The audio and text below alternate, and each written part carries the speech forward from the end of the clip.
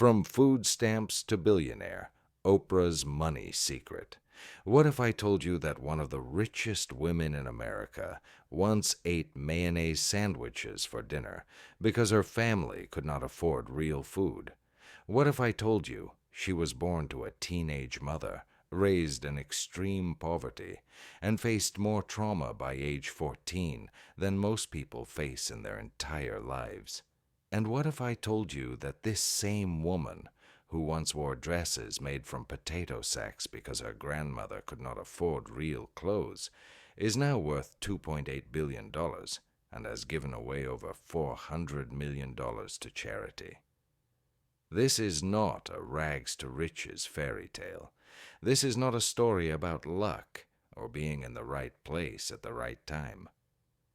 This is the true story of Oprah Winfrey and how she used the darkest moments of her life as fuel to build one of the most powerful media empires in history. But here is what makes Oprah's story different from every other success story you have heard. She did not succeed despite her traumatic childhood. She succeeded because of it. Every painful experience, every moment of poverty, every instance of being told she was not good enough, all of it became the foundation of her billion-dollar empire. By the end of this story, you will understand exactly how Oprah transformed pain into profit. You will learn the specific psychological strategies she used to turn her biggest weaknesses into her greatest strengths, and you will discover how she built not just wealth, but influence that extends far beyond money. But most importantly, you will see how someone who started with absolutely nothing, no money, no connections, no advantages of any kind, can still build generational wealth by understanding one simple truth. Your story is your greatest asset. Let me take you back to where it all began, in rural Mississippi, 1954, where a little girl named Orpah was born into circumstances that would have crushed most people before they even had a chance to dream. Oprah Winfrey's story begins with statistics that sound impossible to overcome. Born to an unmarried teenage mother in rural Mississippi, father unknown, no running water, no electricity, poverty so severe that her grandmother made her clothes from potato sacks and feed bags. But statistics do not capture the real story. The real story is about what poverty does to the human spirit, and what happens when that spirit refuses to be broken. Oprah's grandmother, Hattie Mae, raised her for the first 6 years of her life on a farm where they grew their own food, because buying it was not an option. Hattie Mae was strict, religious, and demanded excellence even in the midst of overwhelming hardship. Here is the first crucial element of Oprah's success. Hattie Mae never let poverty become an excuse. Despite having no formal education herself, she taught Oprah to read before age 3. She made her granddaughter recite Bible verses and speak in front of their church congregation, developing public speaking skills that would later be worth billions. Most importantly, Hattie Mae taught Oprah that being poor did not mean being powerless. "You have to make your own opportunities," she would say. "Nobody is going to hand you anything." But when Oprah turned 6, her life took a devastating turn. She was sent to live with her mother, Vernita, in Milwaukee. Vernita worked as a housemaid, often gone 16 hours a day, leaving Oprah alone or with relatives who saw her as a burden. This is where Oprah's story gets dark, really dark. From age 10 to 14, she was sexually abused by family members and family friends. She was told to keep quiet, that it was her fault, that no one would believe her if she spoke up. The trauma was compounded by extreme poverty. They lived in a roach-infested apartment. Oprah wore the same dress to school every day because it was the only one she had. She was teased mercilessly by classmates who called her poor and dirty. Most people would have been destroyed by these experiences. Most people would have internalized the message that they were worthless, that they deserved nothing better. But Oprah did something extraordinary. She used books as an escape route. With no money for entertainment, no safe space at home, and no adults she could trust, Oprah found refuge in the local library. She read everything she could get her hands on: fiction, biographies, poetry, newspapers. She read about people who had overcome impossible odds.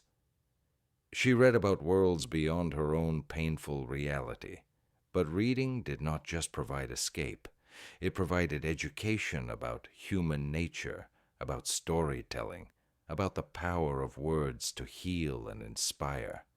Without knowing it, Oprah was developing the skills that would later make her the most powerful communicator in media. At age 14, after years of abuse and neglect, Oprah was sent to live with her father, Vernon, in Nashville. This decision probably saved her life.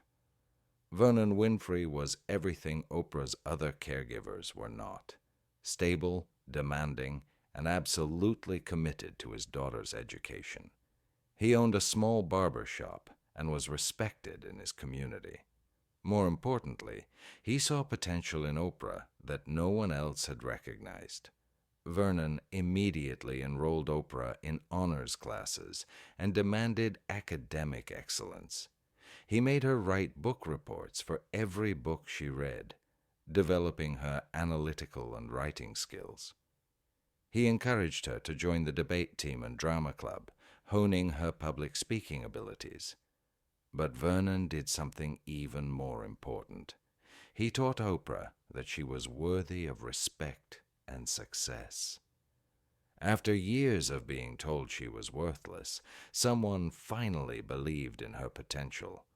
The transformation was immediate and dramatic. Oprah went from a struggling, traumatized child to an honor student, class president, and star of the school's speech and debate team. She won beauty pageants, scholarships, and academic awards. But the most crucial moment came when she was 16 years old and won a local beauty contest. The prize was a scholarship to Tennessee State University and a job at WVOL, a local radio station. This is where Oprah discovered her superpower: the ability to connect with people through authentic conversation. Her first radio job paid her $100 a week, more money than she had ever imagined having. But the money was not the real prize. The real prize was discovering that she had a natural talent for making people feel heard, understood, and valued. Unlike other radio hosts who stuck to scripts or focused on music, Oprah talked to callers like they were friends. She was genuine, empathetic, and unafraid to be vulnerable herself. Listeners felt like she truly cared about their stories and their struggles. This authentic communication style was revolutionary for media at the time, and it came directly from Oprah's traumatic childhood. Because she had experienced pain, rejection, and isolation, she could recognize those feelings in others. Because she had been dismissed and devalued, she made sure her audience felt heard and appreciated. Her radio career led to a job in television news in Nashville, then Baltimore. By age 22, she was co-anchoring the evening news, but traditional journalism did not suit her personality. She was too emotional, too involved with the stories, too willing to break from the serious anchor persona. Her bosses considered this a weakness. They told her she was too invested in her stories, too emotional for hard news, not objective enough for serious journalism. They had no idea they were identifying exactly what would make her a billionaire. In 1984, a struggling television station in Chicago offered Oprah a job hosting a failing morning talk show called AM Chicago. The show was dead last in ratings, competing against established hits like Phil Donahue's show. Most people saw this as a career step backward, going from news anchor to morning show host from a major market to a smaller one.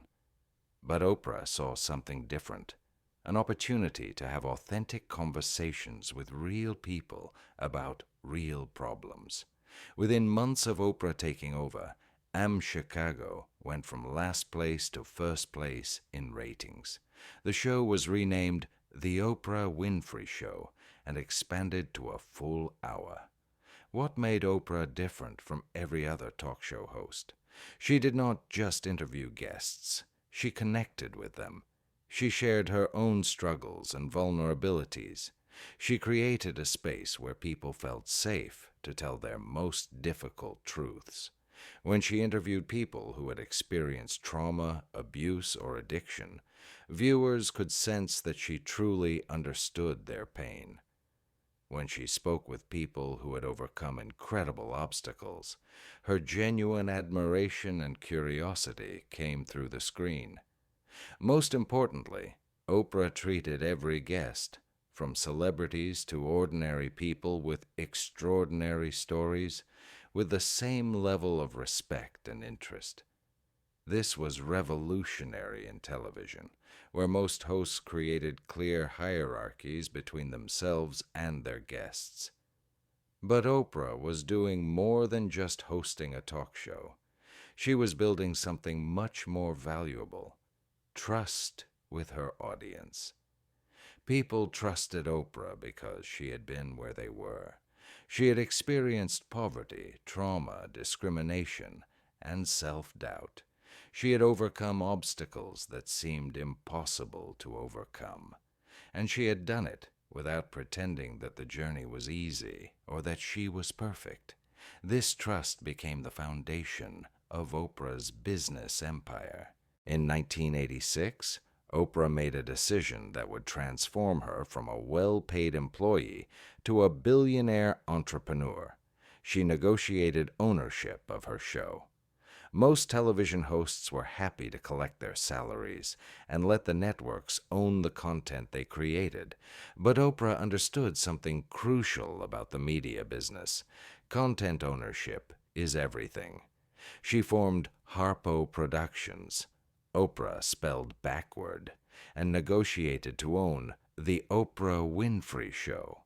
This meant that instead of just earning a salary, she would earn money from every episode aired anywhere in the world, from merchandise sales, from book sales generated by the show, and from any other business opportunities that emerged from her platform.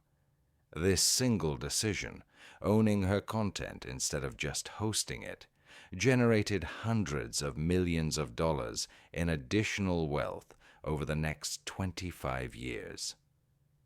But Oprah did not stop there. She understood that her real asset was not just a television show. It was her relationship with her audience, and she began to leverage that relationship in brilliant ways. When Oprah recommended a book on her show, sales would increase by hundreds of thousands or even millions of copies. Publishers began to recognize that an Oprah Book Club selection could turn any book into a bestseller overnight. Instead of just accepting money from publishers for these recommendations, Oprah created formal partnerships that generated ongoing revenue streams. She did not just recommend books. She created a book club that became a cultural phenomenon and a business empire. The same pattern repeated across every industry Oprah touched. When she endorsed weight loss programs, health products, or lifestyle brands, sales skyrocketed. Instead of just accepting one-time endorsement fees, she negotiated equity stakes and ongoing partnerships. Most importantly, Oprah never endorsed anything she did not genuinely believe in. This maintained the trust that was the foundation of her entire business model. In 1996, Oprah leveraged her success into another revolutionary move. She launched Oprah Magazine with Hearst Publications. Traditional celebrity magazines featured glamorous photos and superficial content. Oprah Magazine was different. It focused on personal growth, authentic living, and overcoming life's challenges. It spoke directly to women who were trying to improve their lives despite difficult circumstances. The magazine was an instant success, generating millions in revenue and further expanding Oprah's influence beyond television. More importantly, it created another asset that she partially owned, generating wealth even when she was not actively working. But the most brilliant move came in 1998, when Oprah launched Oxygen Media, a cable television network aimed at women. While this venture was not ultimately successful, it demonstrated Oprah's understanding of a crucial wealth-building principle: diversification across multiple media platforms. The real breakthrough came in 2000, when Oprah launched the Oprah magazine in partnership with Hearst. The magazine became one of the most successful launches in publishing history, reaching circulation of over 2 million within 2 years. Then came the move that cemented Oprah's status as a media mogul.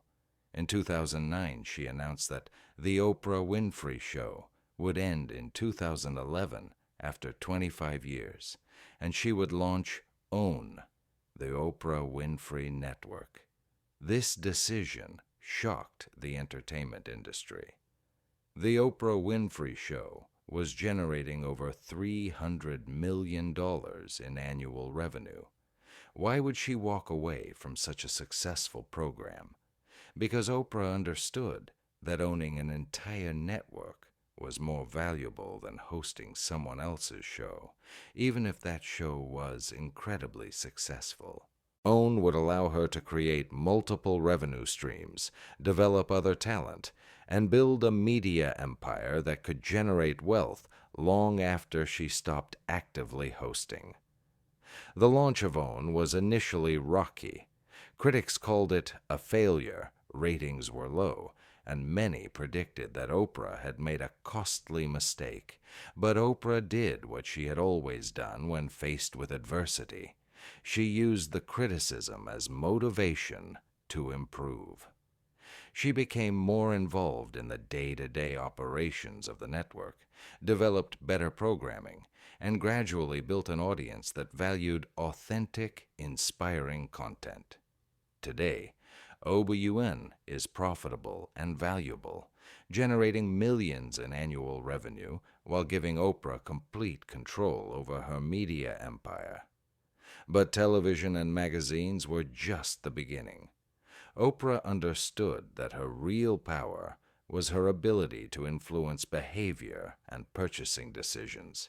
She leveraged this power into investments and partnerships across multiple industries. She became an early investor in Weight Watchers, purchasing a 10% stake for $43 million in 2015. When she became their spokesperson and featured weight loss prominently on her platforms, the company's value skyrocketed. Her stake became worth over $400 million at its peak. She invested in startups, restaurant chains, real estate, and technology companies. In every case, her involvement brought not just money, but also credibility and marketing power that multiplied the value of her investments. Most importantly, Oprah never forgot the lessons of her impoverished childhood. She understood that wealth without purpose is meaningless. Throughout her career, she has given away over $400 million to education, disaster relief, and programs that help people overcome poverty and trauma. Her charitable giving is not just about helping others, it is also a business strategy. By consistently demonstrating her values through philanthropy, Oprah maintains the trust and authenticity that are the foundation of her brand. Today, Oprah Winfrey has a net worth of $2.8 billion. She owns homes worth over $100 million, has investments in dozens of companies, and continues to generate millions in annual income from her various media properties and business ventures. But here is what makes Oprah's story truly extraordinary. Every element of her business success can be traced back to the skills and perspectives she developed during her traumatic childhood. Her ability to connect with people in pain came from her own experience of trauma. Her commitment to authenticity came from years of being dismissed and devalued. Her work ethic came from growing up in poverty, where survival required constant effort. Her understanding of what people need to hear came from her own journey of healing and self-discovery. Her ability to inspire others came from proving to herself that transformation is possible no matter how hopeless circumstances appear. Most importantly, her commitment to using wealth for positive impact came from never forgetting what it feels like to have nothing. Oprah did not succeed despite her difficult childhood. She succeeded because of it. Every painful experience became raw material for connection, empathy, and understanding that her audience craved. So what can we learn from Oprah's incredible journey from food stamps to billionaire status? First, your biggest struggles can become your greatest strengths.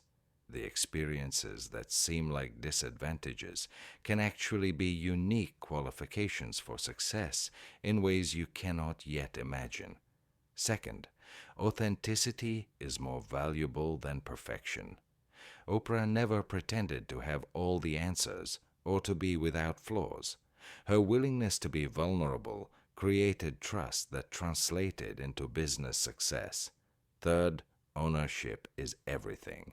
Oprah transformed from employee to entrepreneur by insisting on owning her content and controlling her business relationships.